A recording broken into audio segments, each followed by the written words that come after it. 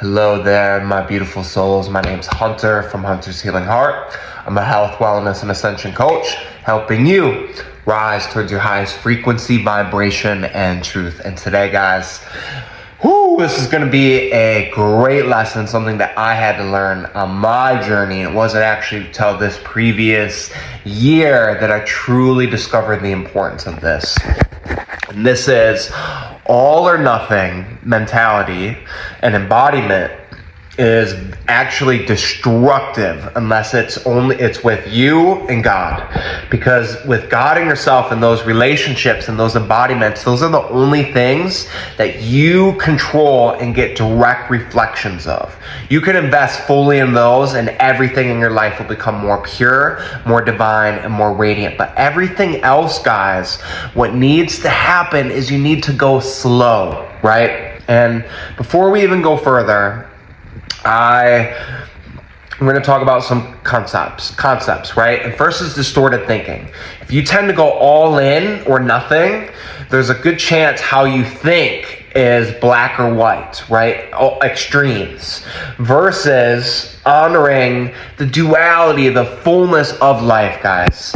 And typically where this comes from, it's either all good or all bad versus no, there's a fullness in life. There are good aspects, there are bad aspects, but sitting with that full picture and seeing if it's in integrity and in congruence and if you can move forward with that. And that is beautiful, guys. No one's perfect. And this leads to my next important concept.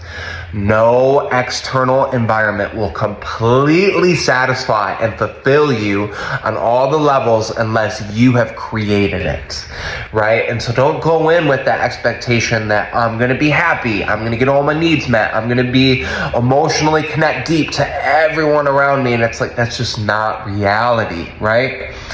And when you go all in or nothing, guys, right off the bat, this is a red flag. And the reason why this is a red flag, it's usually fear-based. This is an abandonment wound. This could either be an attachment. This could be manipulation and control and fear. You don't want this type of energy and this type of investment because it creates a lot of pressure, expectations, and when that isn't getting met, resentment builds up from both people. And furthermore,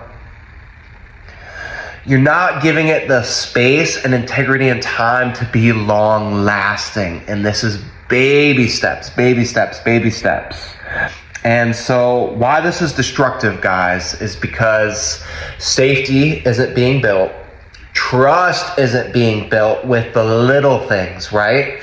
It's like, how do you expect someone to handle the fullness of you if you haven't even given them an opportunity to experience just a little bit, right?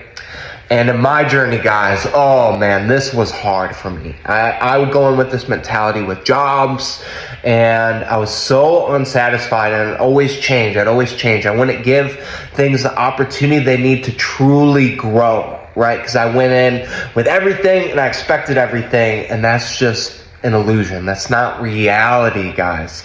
And in relationships, I was like, oh man, I have such a big heart. I'm just going to lead with everything.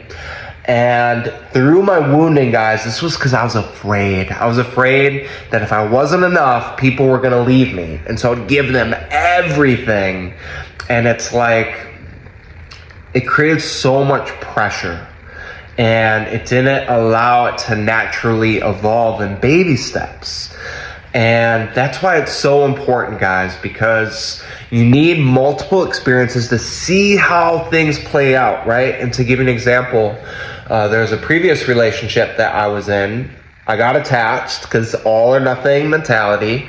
And looking back on it, this gal, and she is beautiful, radiant, but there was a lot of incompatibilities based on our attachment styles that leaning in with bits and pieces, I would have found that out sooner. Before, it was a lot more difficult to come out, right? After I've sacrificed so much, after I was in it for so long, it allows you to detach a lot more effortlessly and in integrity because you gave it little bits and pieces, guys. This could come down to your upbringing. This could come back down to like your wiring. And so it's pivotal just to have patience. Go slow, go slow. And how you do this, guys, is really start learning about yourself physically, mentally, emotionally, spiritually, sexually, and explore the depth of it, the fullness of it. And then know what is satisfying, what you need to be vibrant and fulfilled within those moments. And once you've had enough life experience, you know that the integration of all these things are important, guys, because there are certain people you're going to meet, especially if you have a lot of depth, that you're at their capacity. And then when you start going past that, it has the potential to break down walls and create some really strong beliefs within that other person in terms of healing, wellness. And that's where you get to see more of their truth and how they show up and what is sustainable for the relationship. And so this takes time, and you need to see experiences and places during the good times when they're vibrant, life is good, but also during conflict, disagreements, boundaries, and stressors in life to see how they show up and how they handle themselves, to see if that's in alignment with your full truth, guys. And then you could start investing more and more because that safety is established. I've seen you in good days, I've seen you in bad days, and I know you could handle it. I'm going to start giving you a little bit more responsibility, deepening layers of intimacy and connection, and that allows a strong foundation in your life and in your relationships. So be patient in just bits and pieces, guys. And that shows so much self-love as well, because it's easy to overshare and you just want to express everything that's going on inside your being because that's your fullest truth. But just honor it, bits and pieces and depths, and see how it's handled and integrated. And what needs to happen, guys, is if you have multiple areas outside yourself where you could get those needs met, whether it's physically, mentally, emotionally, spiritually, sexually, it allows you to truly sit with these experiences and see, is it fulfilling? Is it honoring who you are and adding value towards your container, guys? That allows you to be patient, to trust. And so it is your mission to have those sources. And also, guys, to be able to cultivate that internally. All of those you could cultivate internally through your mind, through various thought process, through various practices, and knowing yourself to the fullest degree, guys. And that will allow you to really create strong and empowering environments and relationships because you're consciously choosing to deepen, versus you're already giving everything and now it's like it's a little too late to go back. It's much more difficult that way. And so how do you heal some of this stuff, guys? No, it's a process. It comes with knowing yourself, which we talked about. Slowing down, not focusing on outcomes, guys. You know, we have these big pictures, and in relationships and intimacy, how this would relate to me is what I would do is, like, I was so fixated on connecting sexually because that was a big need of mine, and I thought that would solidify our relationship, versus taking it slow, getting a feeling for it, and see how this person shows up and how that lands within all those layers, and just trusting and feeling if it's a good fit.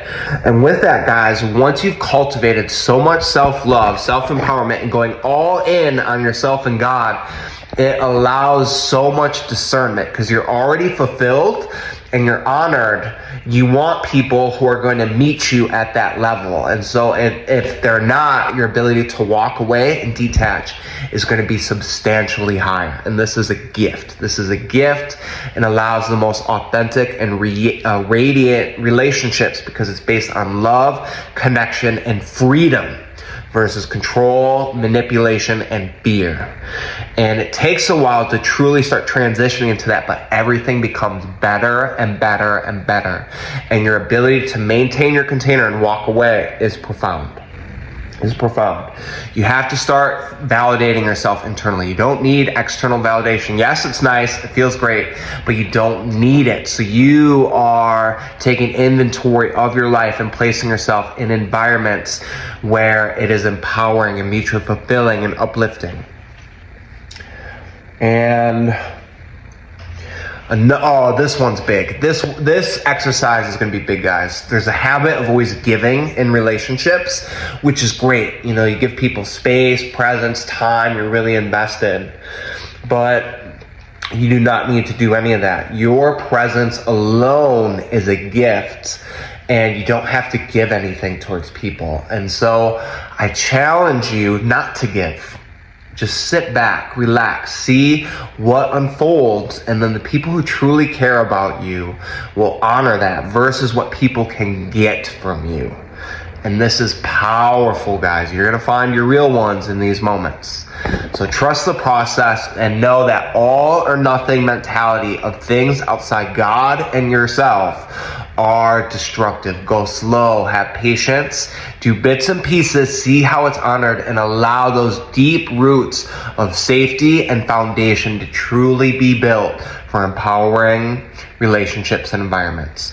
I do offer one-on-one coaching for you guys to step into your light, step into your radiance. We'll work on some of their disempowerments with love, with integrity. We'll release them, and then I'll guide you and support you every single step of the way for you to honor your highest calling, create accountability, and for you to ascend. Always choose your light and empowerment. It all starts with you. Keep showing up, and blessings and much love.